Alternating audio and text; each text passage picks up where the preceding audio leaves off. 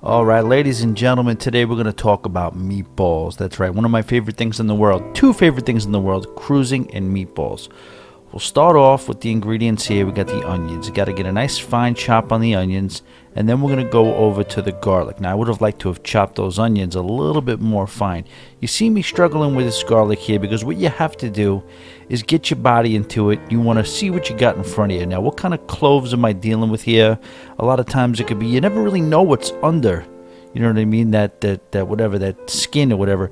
You have to figure out what you have in front of you. So now you got your cloves. You have to give it an initial kind of pound with the knife, and this way you could peel it. If you try to peel it without doing that, without separating it from the skin a little bit, you're going to have a hard time. So I give it a little bit of pound with the knife. Now you got to do this again, but this is the peeling process.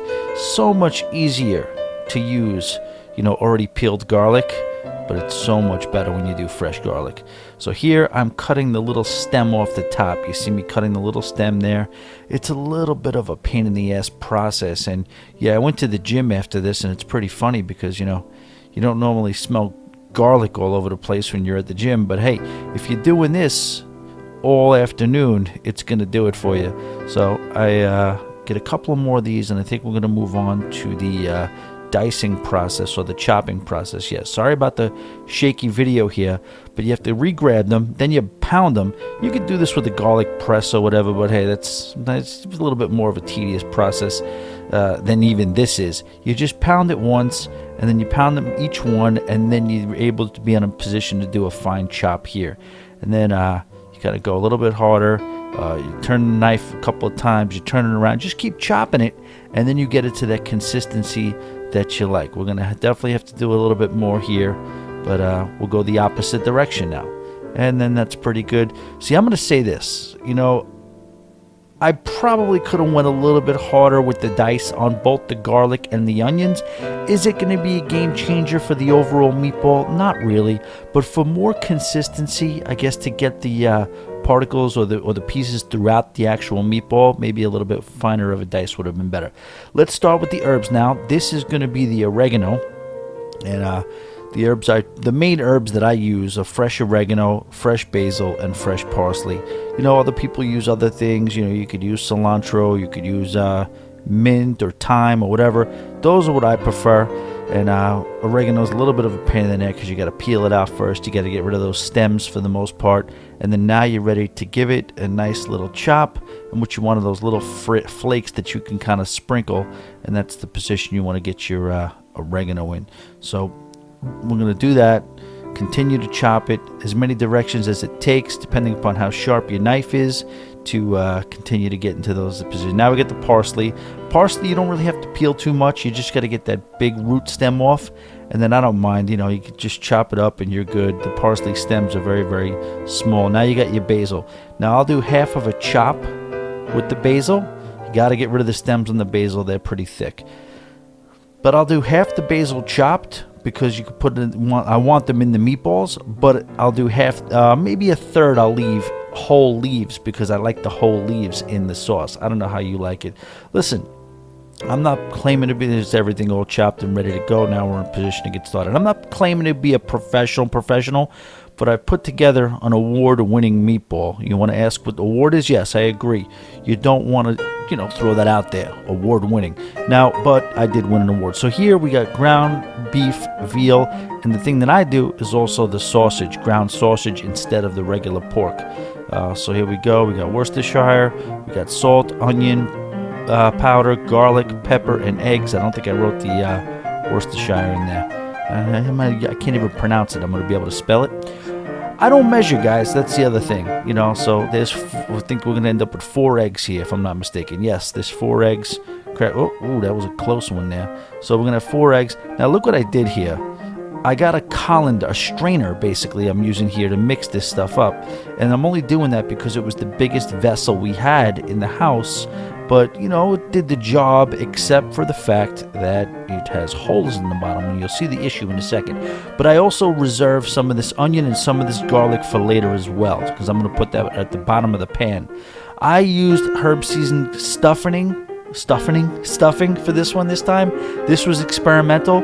I'll have you know that I will not go back to this. I'm not going to do this. I'm going to go back to what I usually do. You can use breadcrumbs, but I prefer just soaking some white bread into with milk.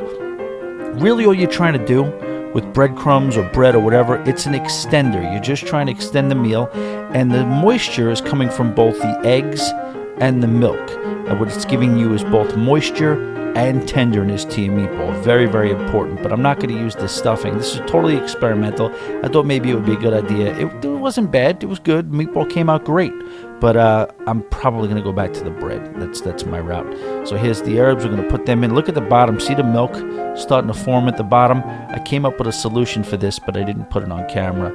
I basically created basically a well or a bowl with the ingredients in there, so that blocked it. So I added more milk, thus making sure that I do have the moisture. All right, so what else we got going on here?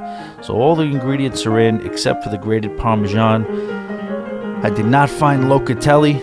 In Long Island, it's locatelli, or don't even bother. Here, you don't really necessarily find. Let's break this ball up here. Let's get it all in there. You can never use too much of this stuff. I mean, that's the truth.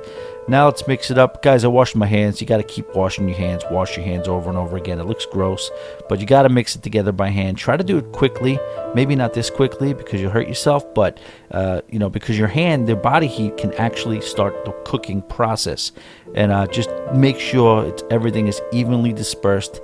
And then now it is time to get the balls rolling. And try to do about a golf ball size, maybe a little bit bigger, because you want them to cook down to a golf ball size. They are going to shrink a little bit when you cook them, but as long as you go low and slow with them, you'll be fine. As we speed up the process here a little bit, just making the balls. This is another little bit of a tedious process, but no, those bananas on the left, or the avocados were not used in this recipe whatsoever.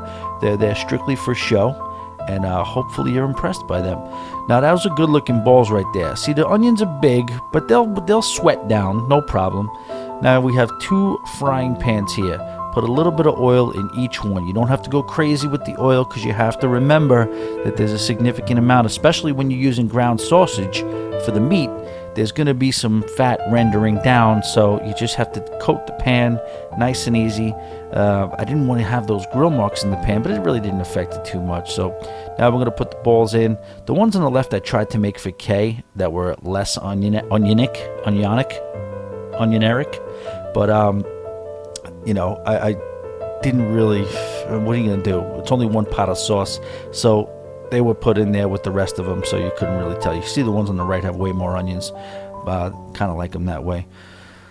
But that's about it. So now we're going to flip them. All we want to do is get a nice brown. This is not a full cook-through process at all. You just want to brown them a little bit just to get that brown taste, and to also make it so you can lock some of the flavor in.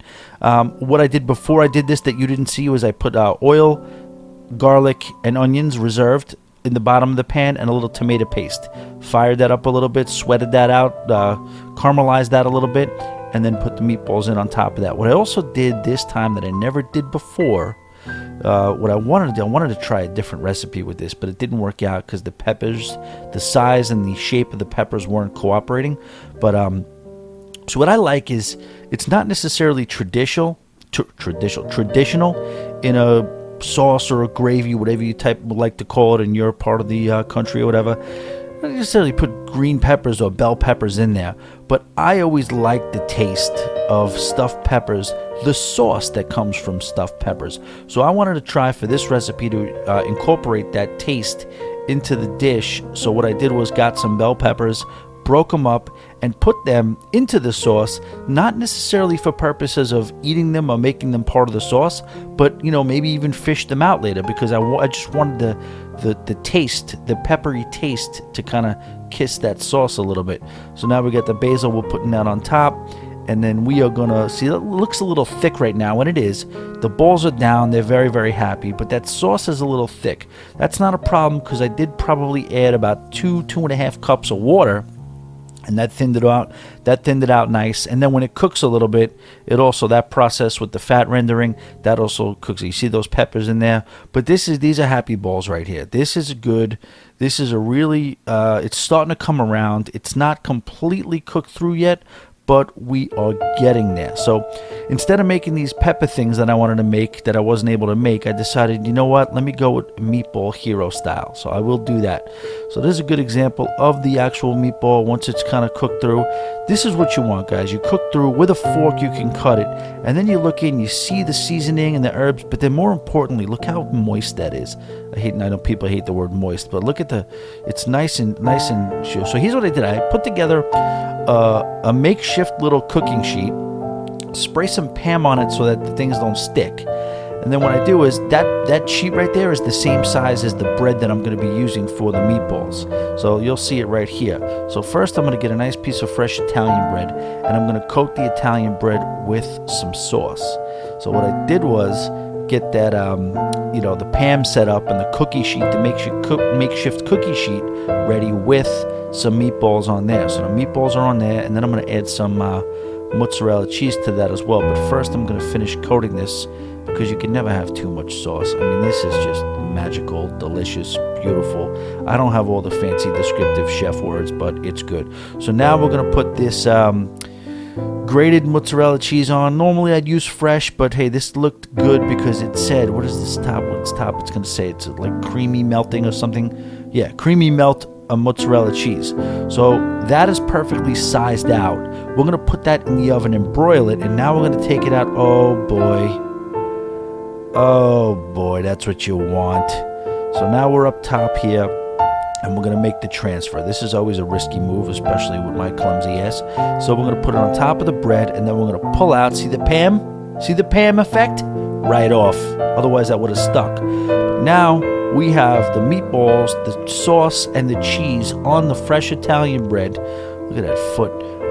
Now we're going to fold it over, and listen, is that not a meatball sandwich? Guys, I'd love to sit here and be humble with you and be like, yeah, that's a sandwich right there. Look at this piece of food art. I'm going to be honest with you. I don't think I've ever had a better Meatball Hero. Hate to say it. Don't mean to be non-humble, but it is what it is. And then that's your basic balls with some, grated cheese on top of it. Hope you guys enjoyed it.